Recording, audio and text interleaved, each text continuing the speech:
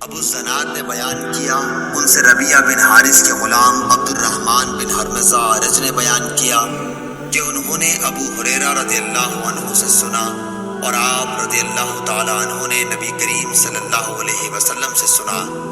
آپ صلی اللہ علیہ وسلم نے فرمایا کہ ہم دنیا میں تمام امتوں کے بعد ہونے کے باوجود قیامت میں سب سے آگے رہیں گے، فرق صرف یہ ہے کہ کتاب انہیں ہم سے پہلے دی گئی تھی، یہی جمعہ ان کا دن تھا جو تم پر فرض ہوا ہے، لیکن ان کا اس کے بارے میں اختلاف ہوا اور اللہ تعالیٰ نے ہمیں یہ دن بتا دیا، اس لیے لوگ اس میں ہمارے تابع ہوں گے۔ یہود دوسرے دن ہوں گے اور نصارہ تیسرے دن۔ صحیح بخاری حدیث نمبر 876۔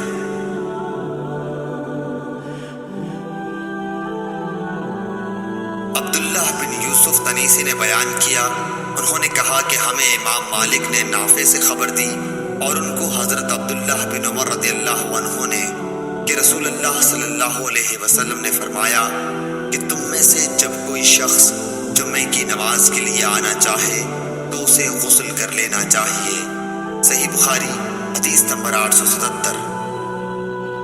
جویریہ بن اسما نے امام مالک سے بیان کیا، ان سے زہری نے، ان سے سالم بن عبداللہ بن عمر رضی اللہ عنہ نے، ان سے ابن عمر رضی اللہ عنہ نے کہ عمر بن خطاب رضی اللہ عنہ جمعے کے دن کھڑے خطبہ دے رہے تھے کہ اتنے میں نبی اکرم صلی اللہ علیہ وسلم کے اگلے صحابہ مہاجرین میں سے ایک بزرگ تشریف لائے، یعنی حضرت عثمان رضی اللہ عنہ۔ عمر رضی اللہ عنہ نے ان سے کہا، بھلا یہ کون سا وقت ہے؟ انہوں نے فرمایا کہ میں مشغول ہو گیا تھا اور گھر واپس آتے ہی اذان کی آواز سنی، اس لیے میں وضو سے زیادہ اور کچھ غسل نہ کر سکا۔ حضرت عمر رضی اللہ عنہ نے فرمایا کہ اچھا وضو بھی، حالانکہ آپ کو معلوم ہے کہ نبی کریم صلی اللہ علیہ وسلم غسل کے لیے فرماتے تھے۔ صحیح بخاری حدیث نمبر 878۔ حضرت ابو سعید خدری رضی اللہ عنہ سے روایت ہے کہ رسول اللہ صلی اللہ علیہ وسلم نے فرمایا کہ جمعے کے دن ہر بالغ کے لیے غسل ضروری ہے۔ صحیح بخاری حدیث نمبر 879۔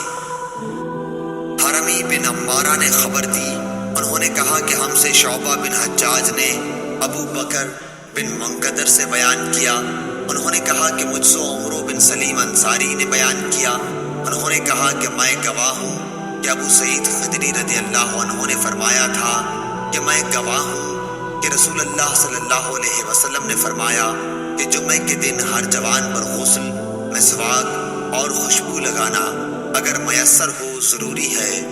عمرو بن سلیم نے کہا کہ غسل کے متعلق تو میں گواہی دیتا ہوں کہ وہ واجب ہے، لیکن مسواک اور خوشبو کا علم اللہ تعالیٰ کو زیادہ ہے کہ وہ بھی واجب ہیں یا نہیں، لیکن حدیث میں اسی طرح ہے۔ صحیح بخاری حدیث نمبر 880۔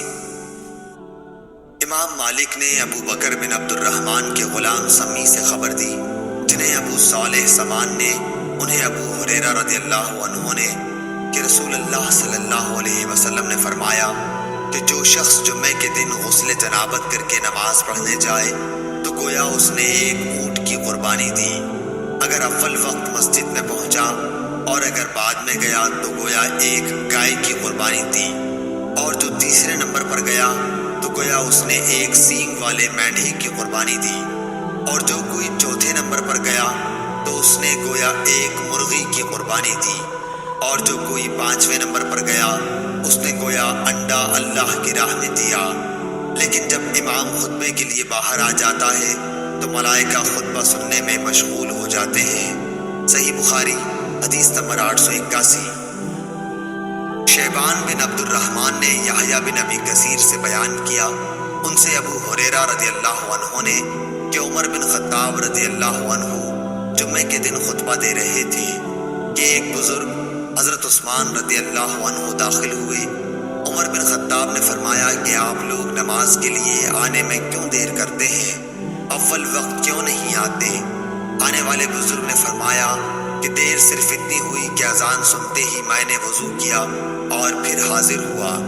آپ نے فرمایا کہ کیا آپ لوگوں نے نبی کریم صلی اللہ علیہ وسلم سے یہ حدیث نہیں سنی ہے کہ جب کوئی جمعے کے لیے جائے تو اسے غسل کر لینا چاہیے۔ صحیح بخاری حدیث نمبر 882۔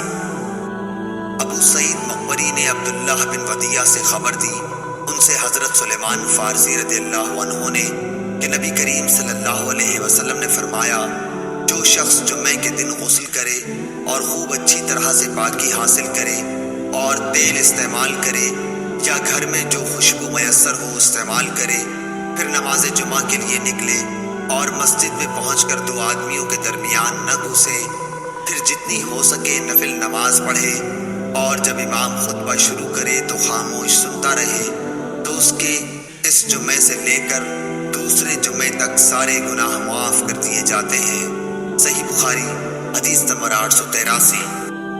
طاؤس بن کیسان نے بیان کیا کہ میں نے عبداللہ بن عباس رضی اللہ عنہ سے پوچھا کہ لوگ کہتے ہیں کہ رسول اللہ صلی اللہ علیہ وسلم نے فرمایا ہے کہ جمعے کے دن اگرچہ جنابت نہ ہو لیکن غسل کرو اور اپنے سر دھویا کرو اور خوشبو لگایا کرو۔ ابن عباس رضی اللہ عنہ نے کہا کہ غسل کا حکم تو ٹھیک ہے لیکن خوشبو کے متعلق مجھے علم نہیں۔ صحیح بخاری حدیث نمبر 884۔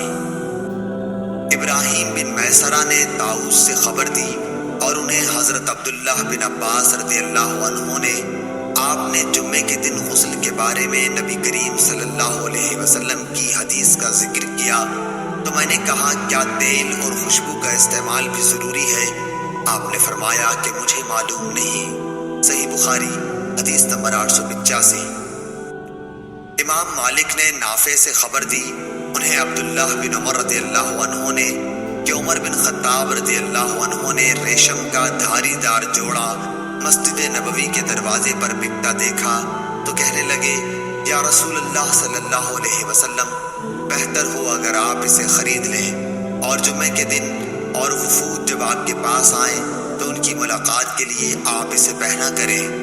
اس پر حضرت صلی اللہ علیہ وسلم نے فرمایا کہ اسے تو وہی پہن سکتا ہے جس کا آخرت میں کوئی حصہ نہ ہو۔ اس کے بعد رسول اللہ کے پاس اسی طرح کے کچھ جوڑے آئے تو اس میں سے ایک جوڑا آپ نے عمر بن الخطاب رضی اللہ عنہ کو عطا فرمایا۔ انہوں نے عرض کیا، یا رسول اللہ صلی اللہ علیہ وسلم، آپ مجھے یہ جوڑا پہنا رہے ہیں، حالانکہ اس سے پہلے عطارد کے جوڑے کے بارے میں آپ نے کچھ ایسا فرمایا تھا۔ رسول اللہ صلی اللہ علیہ وسلم نے فرمایا کہ میں نے اسے تمہیں خود پہننے کے لیے نہیں دیا، چنانچہ حضرت عمر رضی اللہ عنہ نے اسے اپنے ایک مشرک بھائی کو پہنا دیا جو مکے میں رہتا تھا۔ صحیح بخاری حدیث نمبر 886۔ امام مالک رحمۃ اللہ علیہ نے ابو زناد سے خبر دی، ان سے اعرج نے، ان سے ابو ہریرہ رضی اللہ عنہ نے کہ رسول اللہ صلی اللہ علیہ وسلم نے فرمایا کہ اگر مجھے اپنی امت یا لوگوں کی تکلیف کا خیال نہ ہوتا تو میں ہر نماز کے لیے ان کو مسواک کا حکم دے دیتا۔ صحیح بخاری حدیث نمبر 887۔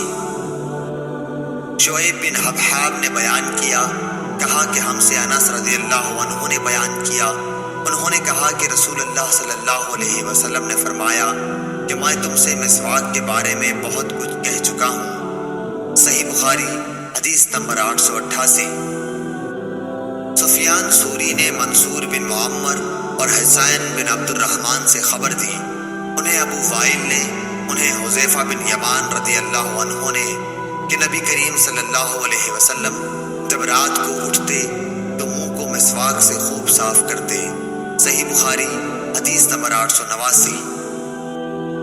شام بن عروہ نے کہا کہ مجھے میرے باپ عروہ بن زبیر نے ام المومنین حضرت عائشہ صدیقہ رضی اللہ عنہا سے خبر دی، انہوں نے کہا کہ عبد الرحمن بن ابی بکر ایک مرتبہ آئے، ان کے ہاتھ میں مسواک تھی جسے وہ استعمال کیا کرتے تھے۔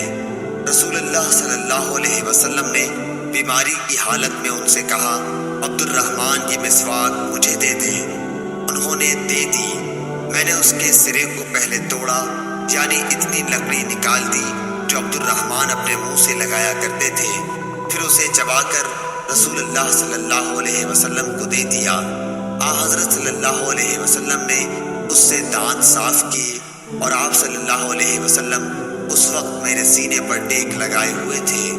صحیح بخاری حدیث نمبر 890۔